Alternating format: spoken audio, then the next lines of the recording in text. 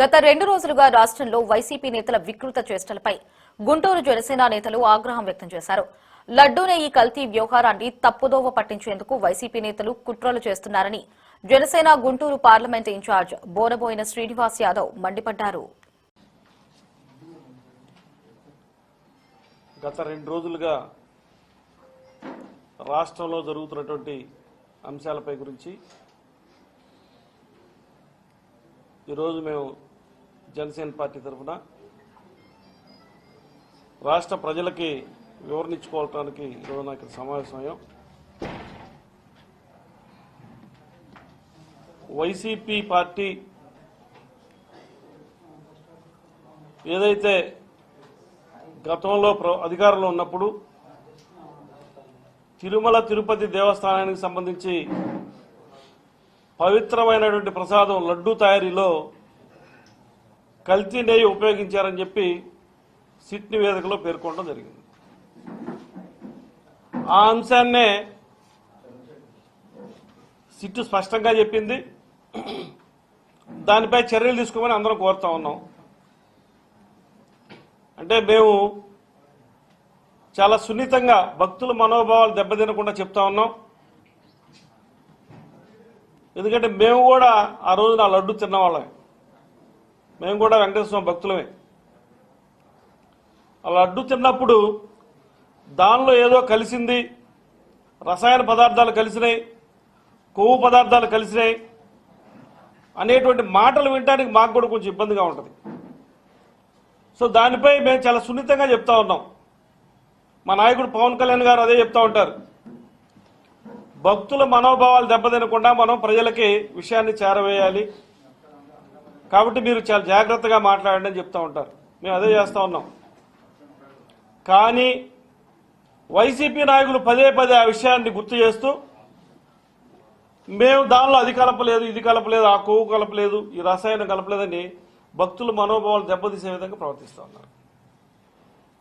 అంటే ఈ రోజున సిట్టు నివేదికని మనం ఏ విధంగా చూడాలి, దాన్ని పరిగణలోకి తీసుకోవాలి, బాధ్యులు శిక్షించాలి. స్వతహాగానే ఎవరైతే దానికి పాల్పడ్డారో వాళ్లే వచ్చి సమాధానం చెప్పాల్సిన అవసరం ఎంతైనా ఉంది. ఎందుకంటే ఇది రాజకీయాలతో ముడిపడింది కాదు, భక్తుల మనోభావాలతో ముడిపడింది. దేశవ్యాప్తంగా ప్రపంచవ్యాప్తంగా భక్తులు వెంకటేశ్వర స్వామిని కొలుస్తారు. భక్తులు ఉన్నారు వెంకటేశ్వర స్వామికి ప్రపంచవ్యాప్తంగా. సుమారుగా 20 కోట్ల లడ్డూలు తయారైతే 20 కోట్ల మంది కూడా ఆ లడ్డూ రుచి చూసుంటారు. స్వచ్ఛందంగానే వైసీపీ వాళ్ళు ఆ పని చేయలేదు కాబట్టి కొంతమంది మీరు అపచారం చేశారు, మీరు లొంగిపోండి, మీది భక్తుల మనోభావాలు దెబ్బతీసినట్టు పార్టీ అని చెప్పి టీడీపీ నాయకులు కొంతమంది ఫ్లెక్సీ వేయడం జరిగింది. దానికి సంబంధించి రాజకీయ రంగు పులుముకొని వైసీపీ పార్టీ వారు, అందులో ముఖ్యంగా అంబటి రాంబాబు గారు, మీరు ఫ్లెక్సీ తీసేయకపోతే నేను చించేస్తాను, ఫలానా సమయానికి ఫలానా రోజున అక్కడికి వస్తాను, వచ్చి ఫ్లెక్సీ చించుతానని చెప్పి ఒక వార్నింగ్ ఇవ్వడం జరిగింది. వార్నింగ్ ఇచ్చిన తర్వాత టీడీపీకి సంబంధించినటువంటి వ్యక్తులు ఎక్కడ రాంబాబు గారు రాకుండా ఉండటం కోసం, ఫ్లెక్సీ చించకుండా ఉండటం కోసం అక్కడ ఫ్లెక్సీ కాపలా ఉండటం జరిగింది. దీనిలో తప్పే ఉంది? భక్తుల మనోభావాలతో మీరు ఆడుకుంటూ ఏదైతే కల్తీనే విషయాన్ని పక్కదారి పట్టించడం కోసం ఈ ఫ్లెక్సీని, అంటే మేము నోటితో చెప్పలేక, ప్రజల మనోభావాలు భక్తుల మనోభావాలు దెబ్బతీయలేక ఫ్లెక్సీ రూపాయలు టీడీపీ వాళ్ళు వేస్తే మీరు దాన్ని సాగుగా తీసుకొని రాజకీయ రంగు పులివి నేను అక్కడికి వస్తానని ఛాలెంజ్ చేస్తే ఎవరైనా అడ్డుకోకుండా ఉంటారా? అడ్డుకునే క్రమంలో జరిగినటువంటి సంఘటనలో రాంబాబు గారు నోరు తోడటం జరిగింది, నోటి మాట తూలి మాట్లాడటం జరిగింది. అది మధ్యాహ్నం వరకు బయటకు వచ్చిన తర్వాత సహజంగానే కొంత అలజడి ఉంటుంది రాజకీయ పార్టీలు. గతంలో టీడీపీ పార్టీ ఆఫీస్పై వైసీపీ కార్యకర్తలు నాయకులు దాడి చేసినప్పుడు జగన్మోహన్ రెడ్డి గారు ఒక మాట చెప్పారు. వాళ్ళ నాయకుడిని తిడితే ఏ కార్యకర్త అయినా ఆవేశానికి లోనవుతారు, క్షణికావేశంలో జరిగినటువంటి సంఘటన అది. కాబట్టి దాన్ని పెద్దగా మనం చూడాల్సిన అవసరం లేదు అన్నారు. ఈరోజు కూడా రాంబాబు గారి ఇంటి దగ్గరికి వెళ్ళిన సంఘటన అటువంటిది అనుకుంటున్నాం. మేము దాడి చేయడానికి సమర్థించం, కానీ దాడి చేయడానికి రాంబాబు గారు ఏదైతే వాడారో ఆ భాష, దాని తరువాత మరలా ప్రెస్ మీట్ పెట్టి నేను అట్లా అని ఉండాల్సింది కాదు అని అంటూనే మరలా చంద్రబాబు గారిని కాదు నేను అన్నది, అక్కడ ఉన్నటువంటి నాయకులను అన్నా నేను అని అంటే, చంద్రబాబు గారినన్నా అక్కడ ఉన్నటువంటి నాయకులన్నా పవన్ కళ్యాణ్ గారినన్నా నన్నన్నా మిమ్మల్ని అన్నా కూడా తప్పే. ఆ మాట అన్నాను అని అంతటితో ఆగారా? ఆగల. మా ఇంటి కుక్క భయపడదు, మా ఇంట్లో పెరటి మొక్క భయపడదు, పోలీసులు వస్తారండి అరెస్ట్ చేయండి, ఎవడన్నా వస్తారండి చూసుకుందాం, మళ్ళా రెచ్చగొట్టేటువంటి ప్రయత్నం చేశారు. అంటే ఇది పూర్తిగా ఉన్న విషయాన్ని పక్కదారి పట్టించి ఎదుటి పార్టీ వాళ్ళని రెచ్చగొట్టి ఇంటి దగ్గర పిలిపించుకొని విషయాన్ని పక్కదారి పట్టించిన రాజకీయ దురుద్దేశంతో కూడినటువంటి అంశంగా మనం చూడాలి. అట్లానే ఇంకో విషయం చెప్తా ఉన్నాం. గతంలో పవన్ కళ్యాణ్ గారిని అంబటి రాంబాబు గారు ఎన్ని మాట్లాడినారు? కులాన్ని అడ్డం పెట్టుకొని ఎన్ని మాటలు మాట్లాడారు? అసలు జనసేన పార్టీ కులాలు మతాలు ప్రస్తావన లేనటువంటి పార్టీ జనసేన పార్టీ. ఏ రోజు కూడా నేను ఫలానా కులానికి చెందినటువంటి వ్యక్తిని, ఫలానా కులస్తులు నా పార్టీలో ఉండాలి రావాలి అని ఎప్పుడు కూడా అనుకోలేను. అంబటి రాంబాబు గారు, ముద్రగడ పద్మనాభం గారు, పేరు నాని గారు, రోజా గారు, శ్రీరెడ్డి అని ఆవిడ, ఇక్కడ బోరుగడ్డ అనిల్ అని ఆయన, ఇంకా ఎంతమంది రాష్ట్రంలో పవన్ కళ్యాణ్ గారిని తిడితే మేమందరం ఎంతో కూడా మాకు కూడా చెప్పారు ఆయన, వాళ్ళు చేశారని మనం చేయకూడదు, కుటుంబ సభ్యుల్ని దూషించకూడదు, మీరు సంయమనం పాటించండి అని చెప్తే మేమందరం కూడా సంయమనం పాటించాం. లేకపోతే మాకు చేతగా కాదు వారందరి మీద దాడులు చేయటం. అట్లానే గత ప్రభుత్వం ఏం చేసింది? చంద్రబాబు గారు అరెస్ట్ విషయంలో పవన్ కళ్యాణ్ గారు ఆంధ్రప్రదేశ్ వస్తూ ఉన్నారు హైదరాబాద్ ఇంటి దగ్గర నుంచి, బోర్డర్ లాపి ఎంత నానా హంగామా చేశారు. కార్యకర్తలందరూ స్వయంగా అర్ధరాత్రి వెళ్లి పోలీసుల దగ్గర పవన్ కళ్యాణ్ గారు తీసుకొని మళ్ళా పోలీసులు తీసుకొచ్చి పార్టీ ఆఫీసులో అప్పచెప్పిన దాకా కార్యకర్తలందరూ ఆయనకి చుట్టూ వలయంగా ఉన్నారు. అంటే ఇటువంటి అరాచకాలు చేయడానికి వైసీపీ పార్టీ ఎప్పుడు కూడా సిద్ధంగానే ఉంటుంది. ఒక ప్లాంట్గా అవతల వారిని ఇబ్బంది పెట్టడానికి కానివ్వండి, రాజకీయంగా దిగజారిపోతున్నప్పుడు పైకి రావడం కోసం ఏ అంశాలను తీసుకోవాలో అటువంటి అంశాలు తీసుకోవాలి. ఇప్పటి వరకు కూడా వైసీపీ నాయకులు ఎవరు కూడా అంబటి రాంబాబు మాట్లాడింది తప్పే అని చెప్పి ఎవరు చెప్పలా. చెప్పకపోగా రాంబాబు గారి ఇంటి మీద దాడి జరిగింది, రాంబాబు గారు రద్దు చేయడానికి వచ్చారు, అక్రమ కేసులు పెడతా ఉన్నారు, ఇవన్నీ చెప్తా ఉన్నారు. ఇవన్నిటి ఆలోచిస్తే నాకు ఒక ఆలోచన కలుగుతా ఉంది. ఈరోజున అసలు అంబటి రాంబాబు అక్కడికి వస్తారని చెప్పాడు కదా, అక్కడ ఉన్నటువంటి పోలీసు వ్యవస్థ ఏం చేస్తా ఉంది? అక్కడ ఉన్నటువంటి నల్లపరిసి ఏం చేస్తా ఉన్నాడు? రాంబాబుని అక్కడ రాకుండా చూసుకోవాల్సిన బాధ్యత అతనికి లేదా? అక్కడ రాకుండా చూడాల్సి కదా? అక్కడ వచ్చాడనుకో గుడి దగ్గరికి, అక్కడి నుంచి వేరే దారిని పంపించాలి కదా సిఐ. ఎక్కడైతే టీడీపీ కార్యకర్తలు ఉన్నారో, ఎక్కడైతే ఫ్లెక్సీ ఉందో అటువైపు ఎందుకు పంపించాడు ఈ సిఐ? పోలీస్ అధికారులు ఈ విషయం మీద దృష్టి పెట్టాలి. అసలు ఇంత గొడవ జరగడానికి కారణం ఆ సిఐ వైఫల్యమే కారణం. ఆ సిఐ గనక ఆ గుడి దగ్గర నుంచి రాంబాబుని వేరే దారి నుంచి పంపించేస్తే ఇటువైపు కార్యకర్తల వైపు రాకుండా, టీడీపీ కార్యకర్తల వైపు రాకుండా అసలు ఈ గొడవే లేదుగా, ఈ మాటలే లేవుగా, ఈ దాడులే లేవుగా, ఈ కేసులే లేవుగా. ఈరోజు ఏం జరుగుతూ ఉంది? అపోజిషన్లో ఉన్నప్పుడు మేమందరం కేసులు పెట్టుకున్నాం, కోర్టుల చుట్టూ తిరుగుతూ ఉన్నాం. గతంలో మేము సత్తెనపల్లి దగ్గర రెంటపాలలో మా జెండా ఆవిష్కరణ కోసం, మా పార్టీ జెండా ఆవిష్కరణ కోసం మేము పోతా ఉంటే అక్కడ ఉన్నటువంటి డిఎస్పీ ఆదినారాయణ, సిఐలు, పోలీసులు సుమారు 50 మంది మమ్మల్ని ఆపారు. దేనికి ఆపారు అంటే అక్కడ ఏదో ల్యాండ్ ఆర్డర్ ప్రాబ్లం ఉంది, మీరు ఆగాలంటారు. మా జెండా మేము ఆవిష్కరిస్తుంటే ల్యాండ్ ఆర్డర్ ప్రాబ్లం ఏంటి? మమ్మల్ని వెళ్లకుండా అడ్డుకున్నారు. అయినా మేము వెళ్ళాం, జెండా ఆవిష్కరించి ఎక్కడ గొడవలు జరగలేదు ఆ రోజున.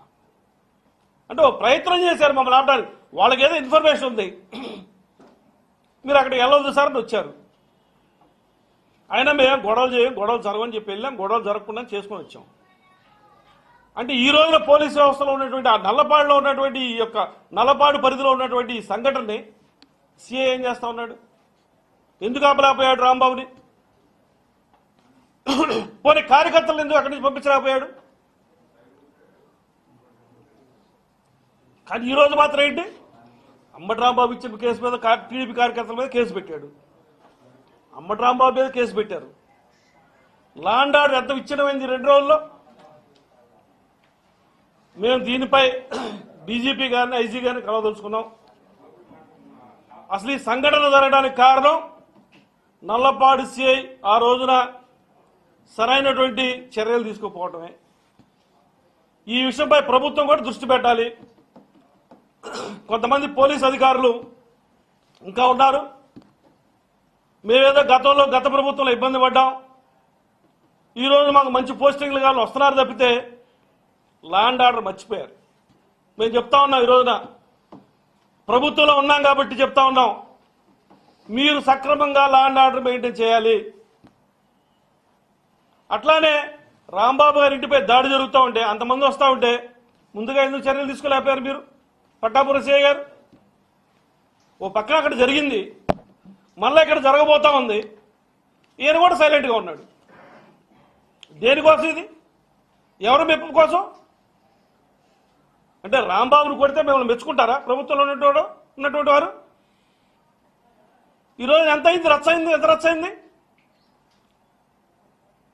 కేవలం పోలీసులు తగు జాగ్రత్తలు తీసుకోకపోవడం వల్ల, ఆ నల్లపాడు పరిధిలో ఉన్న సిఐ తగు జాగ్రత్తలు తీసుకోకపోవడం వల్లనే ఈ 2 రోజులు ఇంత రచ్చవడానికి కారణం.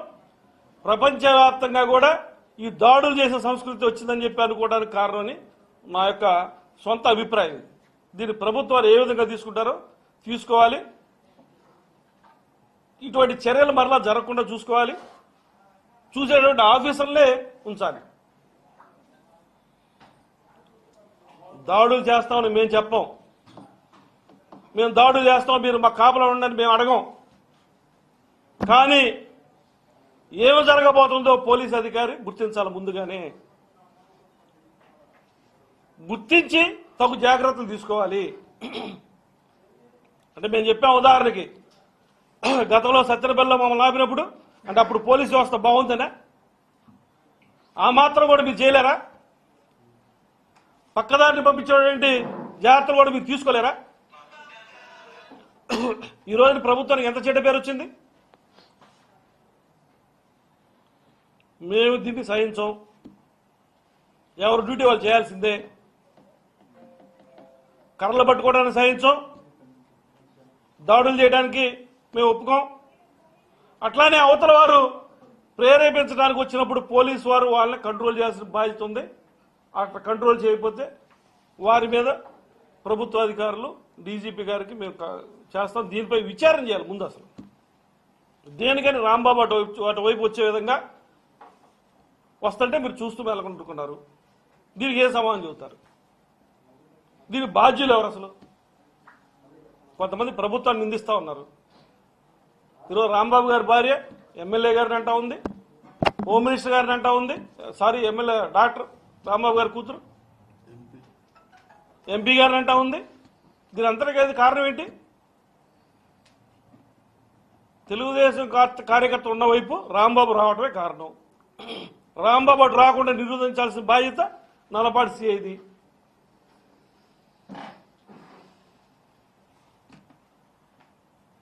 కాబట్టి మేము ఒకటే చెప్తా ఉన్నాం, ఇప్పటికైనా వైసీపీ వారు మీరు చేసినటువంటి తప్పును ఒప్పుకొని ఎవరైతే బాధ్యులు ఉన్నారో ఆ బాధ్యులు బాధ్యత వహించి పోలీసు వారికి లొంగిపోయి తప్పు ఒప్పుకొని సిట్టు నివేదికలో నిజమే అని చెప్పి ఒప్పుకొని దీన్ని అంతవరకే ఆపండి. భక్తుల మనోభావాలు దెబ్బతీసే విధంగా మీరు ప్రయత్నం చేయొద్దని చెప్పి కూడా మేము కోరుతా ఉన్నాం. అంతే తప్పితే మీరు దీన్ని రాజకీయ రంగు పులుకుంటే మేము కూడా దీన్ని వేరే రంగు తీసుకోవాల్సి వస్తుంది.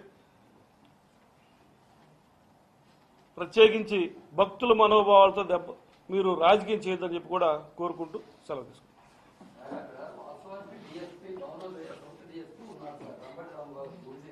ఎక్కడండి?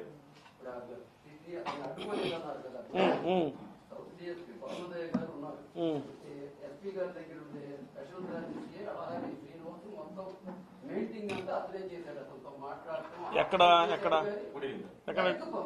ఎక్కడండి? వెంకటేశ్వర స్వామి గుడి దగ్గర.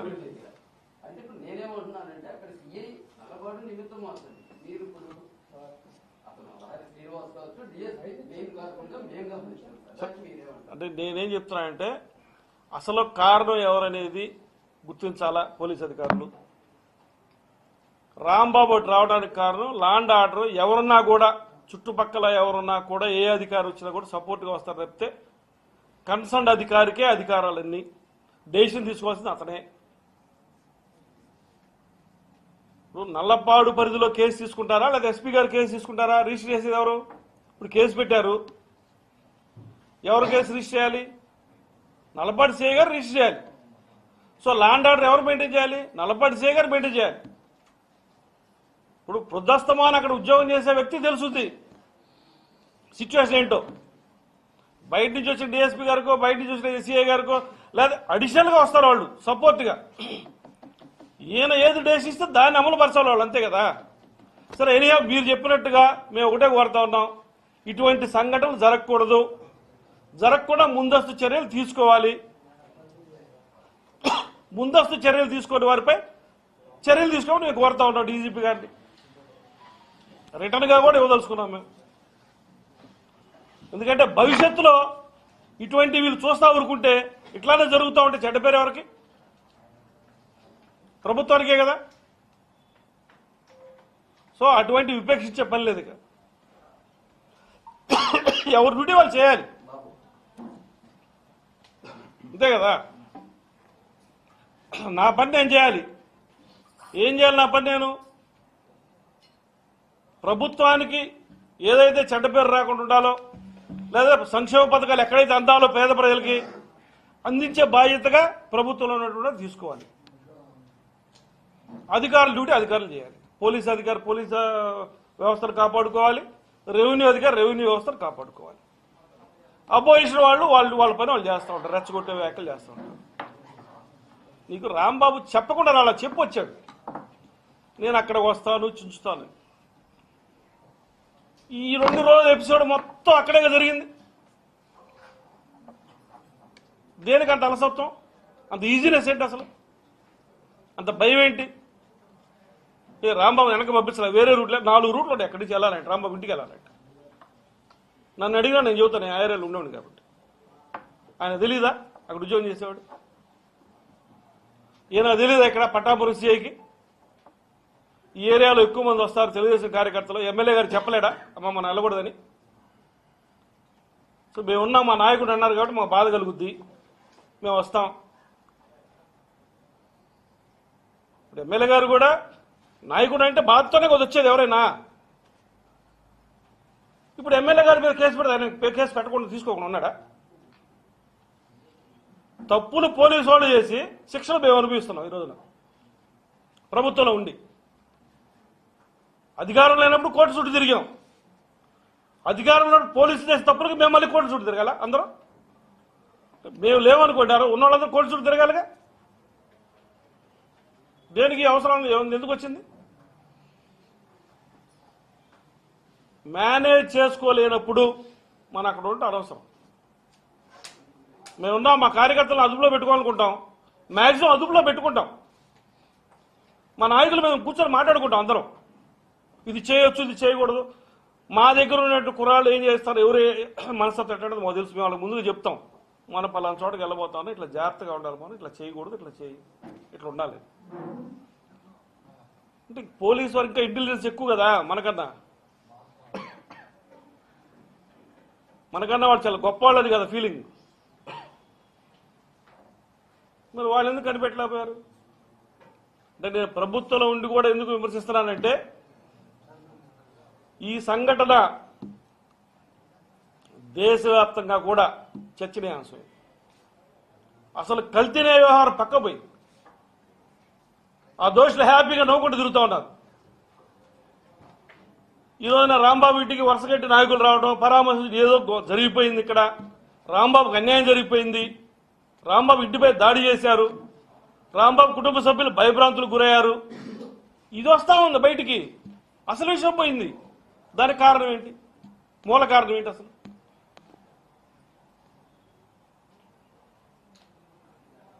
కాబట్టి పోలీసు ఉన్నతాధికారులు ఇటువంటి విషయాలపై దృష్టి పెట్టాలి. ముఖ్యంగా ఎక్కడైతే రాజకీయంగా గొడవలు జరగబోతూ ఉంటాయో ముందస్తుగా ఏం చర్యలు తీసుకోబోతున్నారో మీరు ఓ రివ్యూ చేసుకోండి. ఊరినే కూర్చొని ఫోన్లో అబద్ధాలు వినకాకండి. మీరు అబద్ధాలు వినొద్దు. కింద అధికారులు వాళ్ళు కాపాడుకోవడం అని చెప్పే అబద్ధాలనే ఉన్నతాధికారులు వినొద్దు.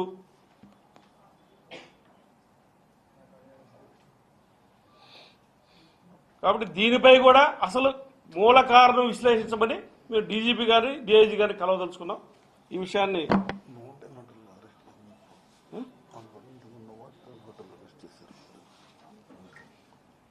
అట్లానే ఆ రోజున పవన్ కళ్యాణ్ గారు వైజాగ్లో ఉన్నప్పుడు హోటల్లోంచి కిందకు రానిలా. ఏంటంటే ల్యాండ్ ఆర్డర్ ప్రాబ్లం అన్నారు. ఆ రోజున ఏమి లేదు ల్యాండ్ ఆర్డర్ ప్రాబ్లం. మేమందరం ఆ రోజు కమల్ గారు ఉన్నారు, నేనున్నాను, ఇంకా రాష్ట్రంలోంచి వచ్చిన నాయకులందరూ ఉన్నారు. మమ్మల్ని ఆ రోజు 24 గంటల పోలీస్ స్టేషన్లో పెట్టారు వైజాగ్లో. దేనికి ఉంచారు? మేము ఇక్కడి నుంచి పోయి అక్కడ చేసేది ఏమీ లేదు కూడా. అంటే ముందస్తు చర్యల్లో గత ప్రభుత్వం బాగుందని అనుకోవాలా? గత పోలీసు వ్యవస్థే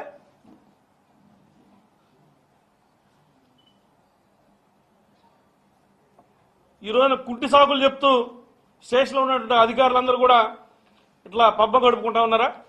ఎన్ని గొడవలు జరిగినా కూడా జరగనీలే మనకెందుకని? ఇటువంటి విషయాలపై హోమ్ మినిస్టర్ గారు, డీజీపీ గారు దృష్టి పెట్టాలి. ఎక్కడ రాజకీయంగా కూడా సంఘటనలు జరగబోతా ఉంటే ముందస్తు చర్యలుగా ఒక ఆఫీసర్ని పెట్టి మానిటరింగ్ చేయాల్సిన అవసరం ఎంతైనా ఉందని చెప్పుకోండి. లేకపోతే ఇటువంటి పరిస్థితి 2-3 సార్లు జరిగితే ప్రభుత్వానికి చెడ్డ పేరు మనం ఎవరో కూడా తీసేయలేదు. ఇంకా దాంతో పాటుగా కార్యకర్తలందరి మీద పడతా ఉంటుంది, నాయకులందరి మీద పడతా ఉంటుంది ఆ చెడ్డ పేరు. తప్పు ఒక చోట జరిగితే ఇంకొకటి శిక్ష అనుభవించాల్సి వస్తూ ఉంది. ఈరోజు టీడీపీ నాయకుల్ని కార్యకర్తలు అందరూ అంటా ఉన్నారు దాడి చేయడానికి ఎందుకు వెళ్ళారని. కారణం విశ్లేషించాలి, మూలం ఎక్కడో చూడాలి.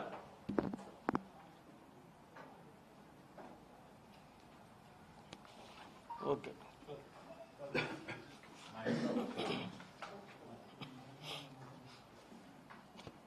ఇట్లా